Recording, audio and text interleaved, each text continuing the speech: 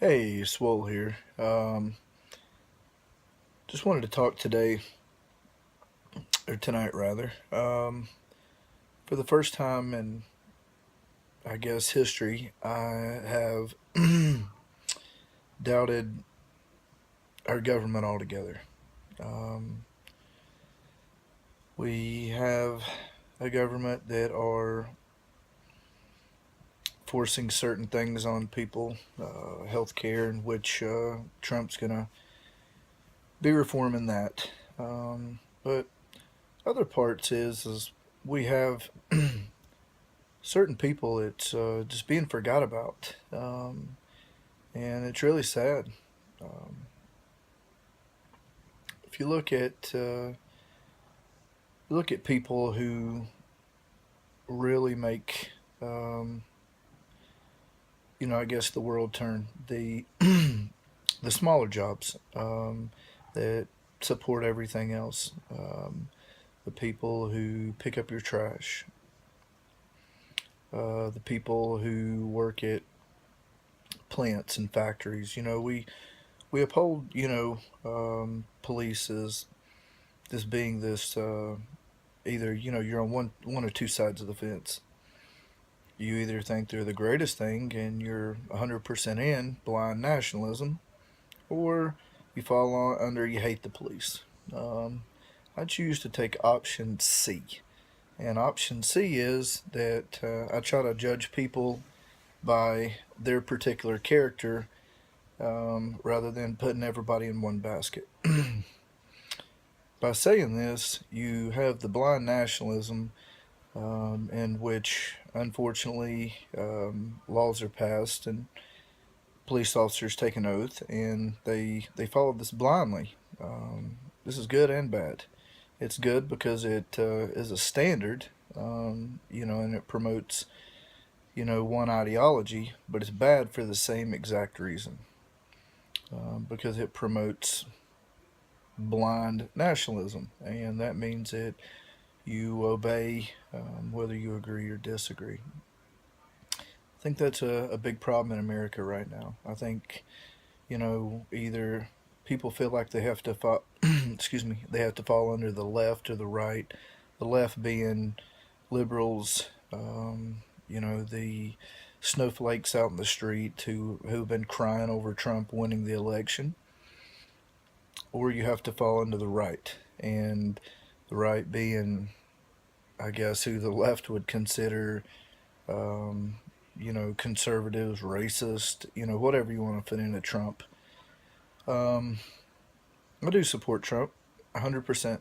I voted for him. I supported him as far as in his campaign, and I support him now. Excuse me. I support, anyone I think is going to be a positive influence on our country. But we have a lot of problems, and one of these big problems is like I spoke before in one of my other videos. We have a very large amount of people, and we have uh, stripped them of their constitutional rights, and people, they don't question this. They don't question this because somehow these people have been demonized as being automatically bad people. They made a mistake. They paid for their mistake, whether, whatever the punishment was, but they paid for it. Because in America, you don't have people, I guess some people do, because there's two sets of rules in America. And, unfortunately, when um, I guess the crimes that bother me the most that are punished with the harshest punishment are the nonviolent crimes, the crimes who they meet the minimum requirements to be considered a felony, and they will constantly haunt you. Excuse me, sinus season. They will constantly haunt you for the rest of your life. Um, some states you'll be, living with this burden, forever. Other states, you will, there's a time period. North Carolina, we have 15 years, and it must meet a certain criteria, which I agree with that. But the 15-year part is what I don't agree with. You know, my biggest problem is, especially with nonviolent crimes, it's that even after you paid for your crime and you've went through their program or um, I guess the probation, um, and most of these crimes, the people didn't even ever go to prison for. They are nonviolent crimes. They are most of the time they're drug crimes. Not drug dealers, just possession of a small amount of drugs. And so we have allowed society to divide, or excuse me, government to divide society into two classes in that, okay? Basically, felons and everybody else. And so, felons, meaning the ones who have made a bad choice, um, whether it be in a party or, whatever, they made a bad choice. And we choose to demonize these people and put them in the same classification as murderers, rapists, and every other felon, meaning that they can't own a gun after that, or if they can, it is a big, big process. And so the biggest problem in this is that we leave these people with such few choices. When you can't get a job at most manufacturing corporations, you can't get, just about any corporate type job. When they see you have a felony on your record, it's over. Interview is over.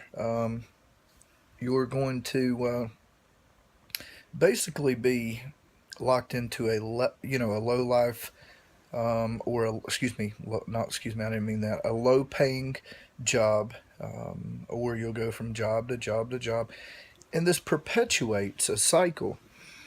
And in that cycle, you find out that these people who made a bad choice due to you've gave them limited choices at this time, um, they're going to make another bad choice.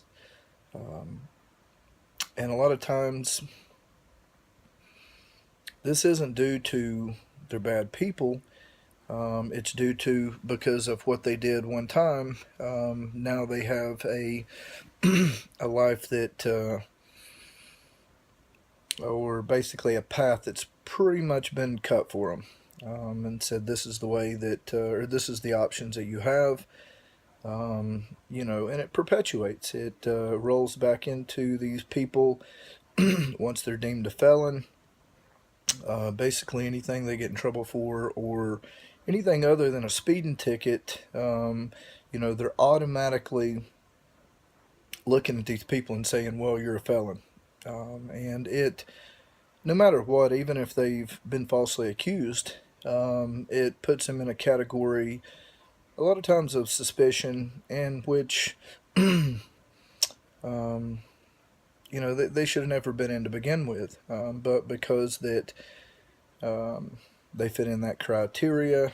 Most of these people, who have made bad choices when they were young, and they've moved on.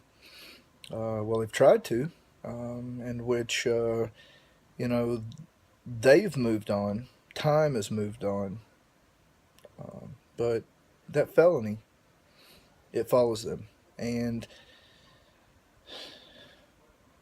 what are we really leaving for these people to do, other than going back and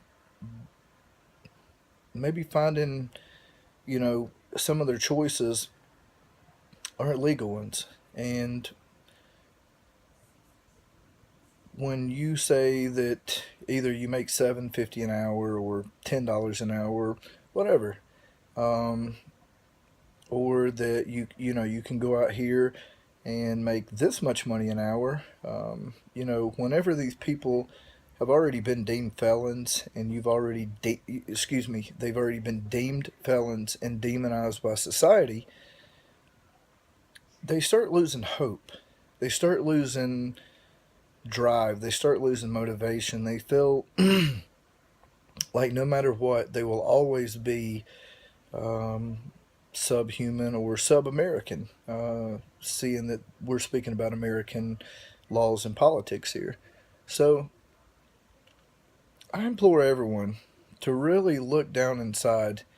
And of course, this doesn't fall under everyone's been convicted of a felony, of course. But certain classes, especially drug felonies, when over a decade went by and we're still persecuting these people for the same crime, maybe we need to look at our laws and say, is this law really benefiting people? Or has this law been made to for other reasons? And that's a talk we'll get into a different day. But I really hope that our message, or that this message, reaches any politician in North Carolina, any politician in the United States government who works with legislation and works with, you know, putting laws in places, changing laws, that works with your constitutional rights, because I think that more and more people are starting, especially people who have been demonized as a felon, um, are starting to realize that this America, no matter what president we get, it's going to continue to leave them behind, and it's going to continue to leave them in a hole. And so when this, I'm really sorry about the congestion today. When these people, their numbers continue to build up, we speak of crime today, but we do nothing. I mean, nothing to for actual crime prevention. We talk about crime prevention, but what are we doing to keep people from making more bad choices? What are we doing to make these people feel like they are a part of society? It's like, well, we can give them some of their rights back, but we can't give them others.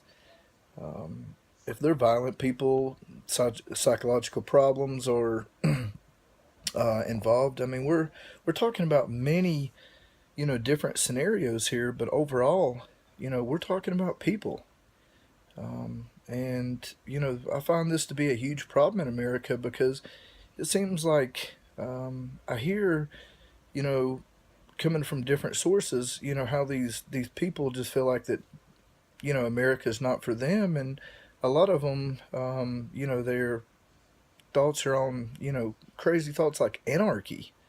I don't feel like anarchy is where we need to be, but I do think that America needs to look at the role that we want these people who have made a mistake to play. Do you want them to feel like that they only have certain options, or do you want them to realize? Excuse me. Do you want them to pay for their mistake, move on with their life, and be a productive member of society, or do you want to perpetuate this? Do we want to keep these people down in the ditch and make them feel like they don't have any other option? I'm asking, um, everyone to spread this video.